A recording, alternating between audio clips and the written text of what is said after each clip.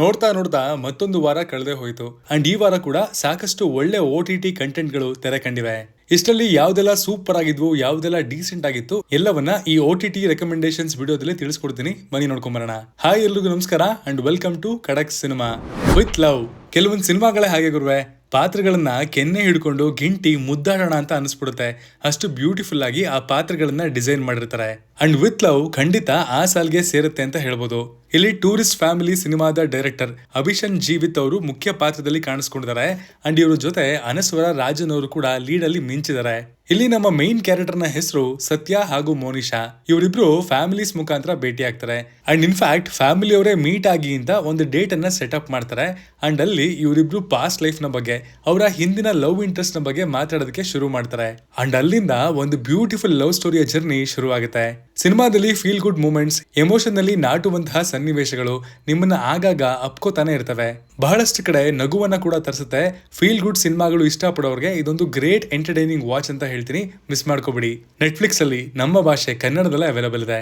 ಸುಬೇದಾರ್ ಇದು ಅನಿಲ್ ಕಪೂರ್ ಅವರು ಲೀಡ್ ಆಗಿ ಕಾಣಿಸ್ಕೊಂಡಿರುವಂತಹ ಹಿಂದಿ ಸಿನಿಮಾದ ಕತೆ ಸುತ್ತೋದು ರಿಟೈರ್ ಆಗಿರುವಂತಹ ಆರ್ಮಿ ಆಫೀಸರ್ ಅರ್ಜುನ್ ಮೌರ್ಯ ಎಂಬ ಪಾತ್ರದ ಸುತ್ತ.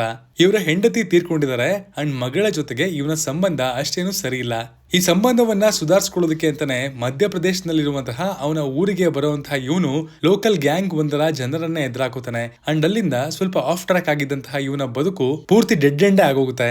ಏನ್ ಈ ಗಲಾಟೆ, ಏನ್ ಕಾರಣ, ಈ ಲೋಕಲ್ ಗ್ಯಾಂಗು ಅಂತದ್ ಏನ್ ಮಾಡ್ತಿದೆ, ಅಂಡ್ ಮೋಸ್ಟ್ ಇಂಪಾರ್ಟೆಂಟ್ಲಿ ಅಪ್ಪ ಮಗಳ ಸಂಬಂಧ ಎಲ್ಲಿಗೆ ಬಂದು ನಿಂತ್ಕೊಳ್ಳುತ್ತೆ ಅನ್ನೋದೇ ಸಿನಿಮಾದ ಪ್ಲಾಟ್. ನನ್ನ ಪ್ರಕಾರ ಅನಿಲ್ ಕಪೂರ್ ಅವರನ್ನ ಇಷ್ಟು ಡ್ಯಾಶಿಂಗ್ ಆಗಿ ಯಾರು ಪ್ರೆಸೆಂಟ್ ಮಾಡಿರ್ಲಿಲ್ಲ.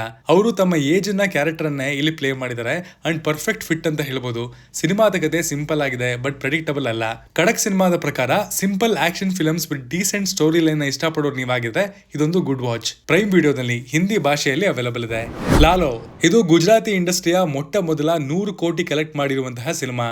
ಲಾಲೋ ಅಂದ್ರೆ ಕೃಷ್ಣ. ತನ್ನ ಭಕ್ತ ತಪ್ಪು ದಾರಿ ಹಿಡಿದಿದ್ದಾನೆ, ಅವನ ಕೈಯಿಂದ ಎಲ್ಲ ಜಾರ ಹೋಗ್ತಾ ಇದೆ. ಅಂಡ್ ಇದನ್ನ ಸಾಕ್ಷಾತ್ ಕೃಷ್ಣ ಪರಮಾತ್ಮನೇ ಸರಿ ಮಾಡೋದಕ್ಕೆ ಬಂದಾಗ ಏನಾಯ್ತು, ಅಂಡ್ ಕೃಷ್ಣ ಪರಮಾತ್ಮ ಇವನನ್ನೇ ಯಾಕೆ ಆರಿಸ್ಕೊಂಡಿದ್ದು ಅನ್ನೋದನ್ನೆಲ್ಲ ನೀವು ಸಿನಿಮಾ ನೋಡೇ ತಿಳ್ಕೋಬೇಕು. ಎಮೋಷನಲಿ ಪಾತ್ರಗಳಿಗೆ ಕನೆಕ್ಟ್ ಆದ್ರೆ ಸಿನಿಮಾದಲ್ಲಿ ಅಲ್ಲಲ್ಲಿ ನೆಗೆಟಿವ್ಸ್ ಕಾಣಿಸಲ್ಲ. ಆ ಪಾತ್ರವನ್ನ, ಅವನ ಜರ್ನಿಯನ್ನ ಸಿಕ್ಕಾಪಟ್ಟೆ ರಿಲೇಟಬಲ್ ಆಗಿ ಪ್ರೆಸೆಂಟ್ ಮಾಡಿದ್ದಾರೆ.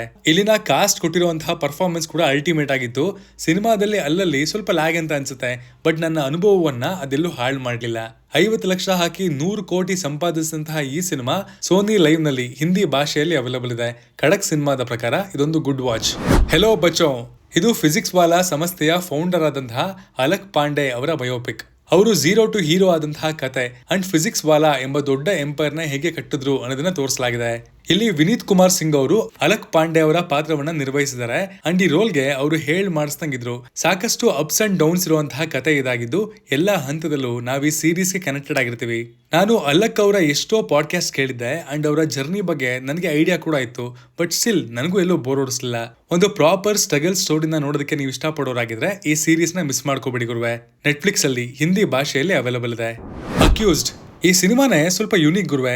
ಇಂಡಿಯನ್ ಫಿಲ್ಮ್ ಸ್ಟ್ಯಾಂಡರ್ಡ್ಸ್ಗೆ ಹೋಲಿಸ್ಕೊಂಡ್ರೆ ಇವರು ಅಟೆಂಪ್ಟ್ ಮಾಡಿರೋದು ಸ್ವಲ್ಪ ಬೋಲ್ಡ್ ಮೂವ್ ಅಂತಾನೆ ಹೇಳ್ತೀನಿ.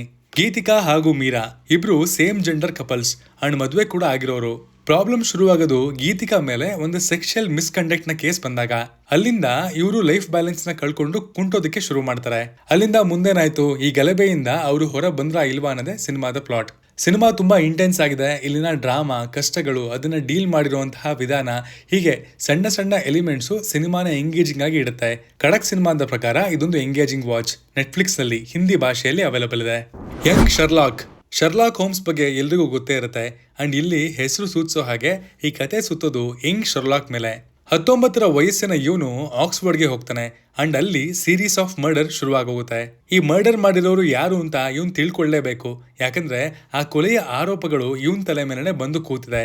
ಸೊ ಅಲ್ಲಿಂದ ಮುಂದೆ ಏನಾಯ್ತು, ಏನ್ ಕತೆ, ಈ ಕತೆಲಿರುವಂತಹ ಟ್ವಿಸ್ಟ್ ಅಂಡ್ ಟರ್ನ್ಸ್ ಏನು ಅನ್ನೋದನ್ನ ನೀವು ಸೀರೀಸ್ ನಲ್ಲೇ ನೋಡಿ ತಿಳ್ಕೋಬೇಕು. ಸೀರೀಸು ಈ ಶರ್ಲಾಕ್ ಅನ್ನುವಂತಹ ಬ್ರ್ಯಾಂಡ್ಗೆ ತಕ್ಕಂತೆ ಮೂಡ್ ಬಂದಿದೆ. ಇಲ್ಲಿನ ಎಂಗೇಜ್ಮೆಂಟ್ ಆಗಿರ್ಬೋದು, ಎಪಿಸೋಡ್ ಟು ಎಪಿಸೋಡ್ ಟೆನ್ಷನ್ ನ ಬಿಲ್ಡ್ ಮಾಡಿರುವಂತಹ ರೀತಿ ಇರ್ಬೋದು, ಎಲ್ಲವೂ ಆನ್ ಪಾಯಿಂಟ್ ಇತ್ತು ಅಂತಾನೆ ಹೇಳ್ಬೋದು.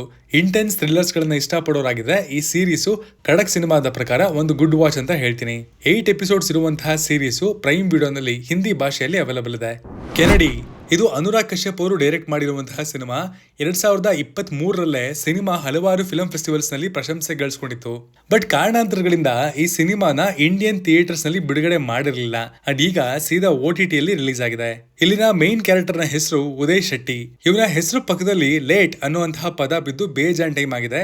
ಬಟ್ ಇವನು ಬದುಕೇ ಇದ್ದಾನೆ ಅಂಡ್ ಕೆನಡಿ ಎಂಬ ಹೆಸರಲ್ಲಿ ಪಾಪಿಗಳ ಮಟ್ಟ ಹಾಕ್ತಾ ಇದ್ದಾನೆ. ಇವನು ಯಾರನ್ನ ಅಂಡ್ ಯಾಕೆ ಟಾರ್ಗೆಟ್ ಆಗಿ ಇಟ್ಕೊಂಡು ಪಾಠ ಕಲಿಸ್ತಾ ಇದ್ದಾನೆ ಅನ್ನೋದನ್ನ ನೀವು ಸಿನಿಮಾ ನೋಡೇ ತಿಳ್ಕೋಬೇಕು. ಈ ಫಿಲಂ ಅಲ್ಲಿ ಕಾಂಟ್ರವರ್ಸಿಗಳಿಗೆ ಒಂದು ಆಮಂತ್ರಣ ಪತ್ರ ಇದ್ದಂಗೆ. ಸೊ ಬಹಳಷ್ಟು ಡೈಲಾಗ್ಸ್ ನ ಸೆನ್ಸಾರ್ ಬೋರ್ಡ್ ಮ್ಯೂಟ್ ಮಾಡಿಸಿದೆ ಅಂಡ್ ಎಷ್ಟು ಹಾಡುಗಳು ಕೂಡ ಬದಲಾಗಿವೆ. ಖಡಕ್ ಸಿನಿಮಾದ ಪ್ರಕಾರ it's A good watch, but ಸ್ವಲ್ಪ ಪೇಷನ್ಸ್ ಅಂತೂ ಖಂಡಿತ ಬೇಕು. ZEE5 ನಲ್ಲಿ ಹಿಂದಿ ಭಾಷೆಯಲ್ಲಿ ಅವೈಲೇಬಲ್ ಇದೆ. Boy friend on demand. ಪ್ರತಿ ವಾರ ಒಂದು ಟ್ರೆಂಡಿಂಗ್ K-ಡ್ರಾಮಾ ನೋಡಿ ರೆಕಮೆಂಡ್ ಮಾಡುವಂತಹ ಪ್ರಯತ್ನದಲ್ಲಿ ಈ ಸಲ ನೋಡಿದ್ದೆ ಈ ಬಾಯ್ ಫ್ರೆಂಡ್ ಆನ್ ಡಿಮ್ಯಾಂಡ್.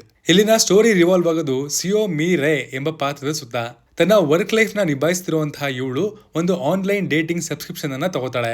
ಅವಳಿಗೆ ಯಾವ ತರ ಹುಡುಗ ಬೇಕೋ ಅದೇ ತರ ಹುಡುಗದನ್ನ ಆ ಆಪ್ ರೆಕಮೆಂಡ್ ಮಾಡ್ತಾ ಇರುತ್ತೆ ಅಂಡ್ ಆ ಡೇಟ್ಸ್ ನ ಇವಳು ಎಂಜಾಯ್ ಕೂಡ ಮಾಡ್ತಾ ಇರ್ತಾಳೆ. ಬಟ್ ಇದರ ನಡುವೆ ಅವಳಿಗೆ ತನ್ನ ಆಫೀಸ್ ಮೇಟ್ ಪಾರ್ಕ್ ಮೇಲೂ ಲೈಟ್ ಆಗಿ ಅಟ್ರಾಕ್ಷನ್ ಶುರುವಾಗುತ್ತೆ. ಈ ಆಫ್ಲೈನ್ ಹಾಗೂ ಆನ್ಲೈನ್ ನಡುವಿನ ಲೈನ್ ಬ್ಲರ್ ಆದಾಗ ಇವಳು ಏನ್ ಮಾಡಿದ್ಲು, ಕೊನೆಗೆ ಆಲ್ಗರಿದಮ್ ನ ಚೂಸ್ ಮಾಡಿದ್ಲಾ ಅಥವಾ ರಿಯಲ್ ಲೈಫ್ ಬಾಯ್ ಫ್ರೆಂಡ್ ನ ಚೂಸ್ ಮಾಡಿದ್ಲಾ ಅನ್ನೋದನ್ನೆಲ್ಲ ನೀವು K-ಡ್ರಾಮಾದಲ್ಲೇ ನೋಡಿ ತಿಳ್ಕೋಬೇಕು. ಸೀರೀಸ್ ನ ಬಿಗ್ಗೆಸ್ಟ್ ಪಾಸಿಟಿವ್ ಇಲ್ಲಿನ ಪಾತ್ರಗಳು ಅಂಡ್ ಅವುಗಳನ್ನ ಡಿಸೈನ್ ಮಾಡಿರುವಂತಹ ರೀತಿ. ಎಷ್ಟೋ ಕಡೆ ಈ ಚಿಕ್ಕ ಚಿಕ್ಕ ಮೂಮೆಂಟ್ಸ್ ಅಥವಾ ಈ ತರದ ಪಾತ್ರಗಳನ್ನ ನಿಮ್ಮ ಆಸ್ಪಾಸ್ ನಲ್ಲಿ ನೀವು ನೋಡಿರ್ತೀರಾ. ಸೀರೀಸ್ ನಲ್ಲಿ 1 ಗಂಟೆಯ 10 ಎಪಿಸೋಡ್ಗಳಿದಾವೆ ಅಂಡ್ ಫಾಸ್ಟ್ ಪೇಸ್ ನ ಇಷ್ಟಪಡೋರಿಗೆ ಇದು ನಾಟ್ ರೆಕಮೆಂಡೆಡ್. ಈ ಮುಂಚೆ ನಾನು K-ಡ್ರಾಮಾಗಳನ್ನ ಸಾಕಷ್ಟು ನೋಡಿದೀನಿ ಅಂಡ್ ಆ ಸ್ಲೋ ನರೇಷನ್ ಇಷ್ಟ ಅನ್ನೋರಿಗೆ ಮಾತ್ರ ಇದನ್ನ ಖಡಕ್ ಸಿನಿಮಾ ರೆಕಮೆಂಡ್ ಮಾಡ್ತಿದೆ ಅಂಡ್ ನಮ್ಮ ಪ್ರಕಾರ ಇದೊಂದು ಫನ್ ವಾಚ್. ನೆಟ್ಫ್ಲಿಕ್ಸ್ ನಲ್ಲಿ ಇಂಗ್ಲಿಷ್, ಹಿಂದಿ, ಕೊರಿಯನ್ ಭಾಷೆಗಳಲ್ಲಿ ಅವೈಲೇಬಲ್ ಇದೆ. ಇದಾಗಿತ್ತು ಈ ವಾರದ ಖಡಕ್ OTT ರೆಕಮೆಂಡೇಶನ್ಸ್. ಸ್ಪೆಷಲಿ ಈ ರೆಕಮೆಂಡೇಶನ್ಸ್ ವಿಡಿಯೋ ಮಾಡಲಿಕ್ಕೆ ಸಾಕಷ್ಟು ರಿಸರ್ಚ್ ಬೇಕು, ಆಸ್ ವೆಲ್ ಆಸ್ ಇಷ್ಟೊಂದು ಕಂಟೆಂಟ್ ನೋಡಿ ಮುಗಿಸೋದಕ್ಕೆ ಸಾಕಷ್ಟು ಸಮಯ ಬೇಕು. ಈ ಎಫರ್ಟು ಕಂಟೆಂಟ್ ನ ಕ್ಯೂರೇಟ್ ಮಾಡಿ ನಿಮ್ಮ ಟೈಮ್ ಅನ್ನ ಇದು ಡಿಸರ್ವ್ ಮಾಡ್ತಿದೆ ಅಂತ ನಿಮ್ಗೆ ಅನ್ಸಿದ್ರೆ ಚಾನಲ್ ಅನ್ನ ಸಬ್ಸ್ಕ್ರೈಬ್ ಮಾಡ್ಕೊಳ್ಳಿ. Signing off, Manu.